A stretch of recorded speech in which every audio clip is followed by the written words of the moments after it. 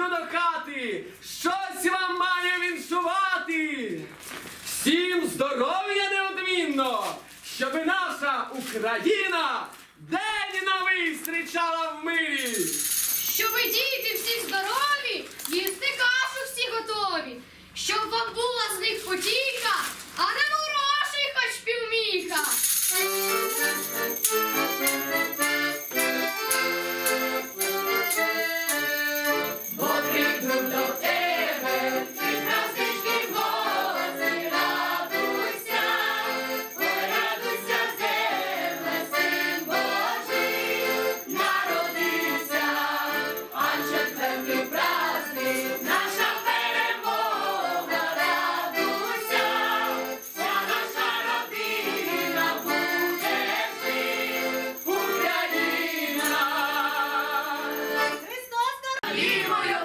А на цьому слові бувай!